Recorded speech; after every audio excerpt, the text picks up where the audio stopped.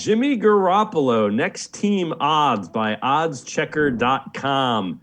And the favorite, the Pittsburgh Steelers, 25% implied chance.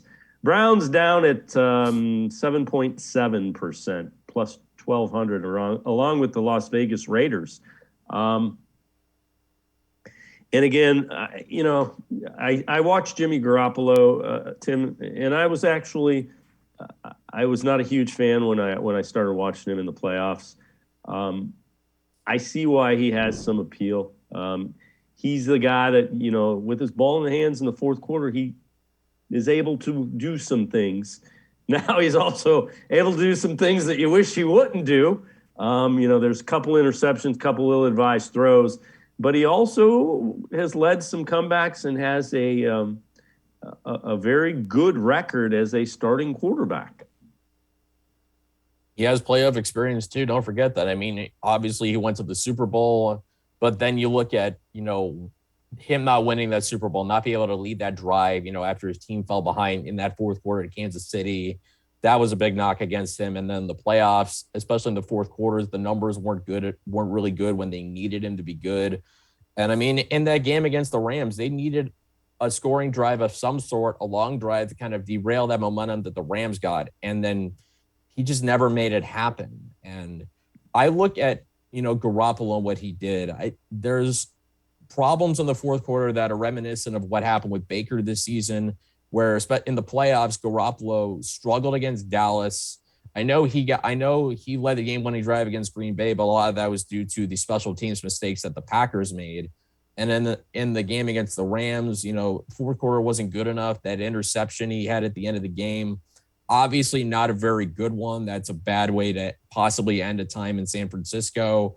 I mean, you can't dispute the fact that he played a decent role in getting them that far. I know he has talent around him. He's got an awesome defense, two all-pro caliber skill players in Deebo Samuel and George Kittle.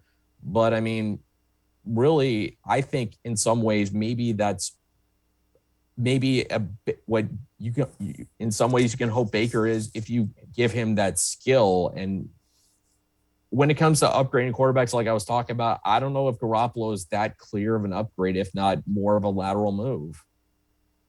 Yeah, I'm more inclined to agree with you that a lateral move and has some of the same concerns that you're concerned about Baker Mayfield. The one thing that he does that Baker needs to do, if Baker Mayfield can play well in the fourth quarter with the ball in his hand when the Browns need a drive, Jimmy Garoppolo has done that several times. If Baker is able to do that, Garoppolo is actually a step back, I think, from Baker Mayfield.